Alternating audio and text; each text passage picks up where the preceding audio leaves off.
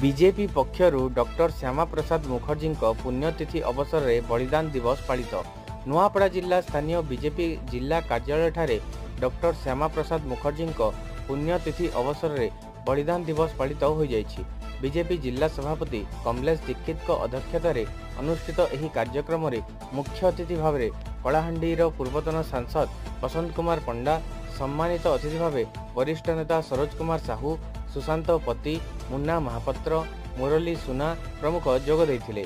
एही स्वतंत्र कार्यक्रम में जनसंघर प्रतिष्ठाता प्रथम सभापति तथा शिक्षाविद और राष्ट्रवादर प्रतीक डॉक्टर श्यामा प्रसाद मुखर्जी पुण्यतिथि को बलिदान दिवस उपरे पालन करा जायछि। स्वाधीनता पर डॉक्टर श्यामा प्रसाद मुखर्जी प्रथम भारतीय भाव निजकु राष्ट्र पई बलिदान करथिले। तांको जीवन उपरे समस्त अतिथिगण उद्बोधन प्रदान करथिले।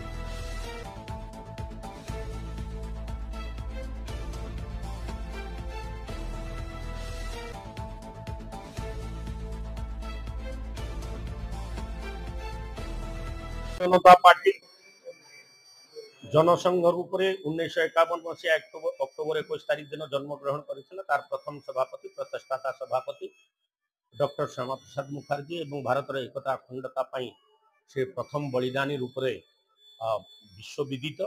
कारण भारत को विभिन्न कारण दुई भाग में विभक्त कर देइथिला। काश्मीर को काश्मीर रे अन्य प्रधानमंत्री अन्य विधान अन्य प्रकार निशान चलुला, जार विरोध करी तत्कालीन सांसद डॉक्टर श्यामा प्रसाद मुखर्जी अनिर्बाण स्वाधीनता संग्राम एक अनिर्बाण दिवसिका गस्त करथिले एवं सेना तांको नजरबंद करी हत्या करागला कि केन हिसाब रे बोले आज मध्य सेटा रहस्य भितर रही छै।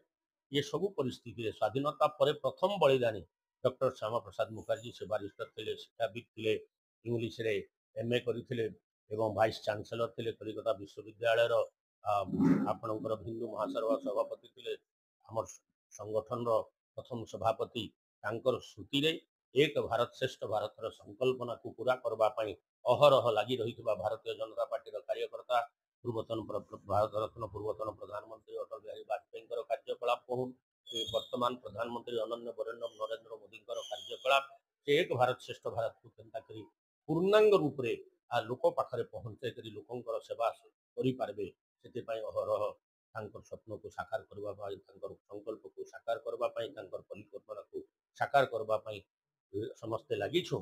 से महान विभूतिंकर आज पुण्यतिथि 73तम बलिदान दिवस आम श्रद्धांजलि अर्पण करी आज बलिदान दिवस पालन। For more updates, please subscribe to our channel and press the bell icon.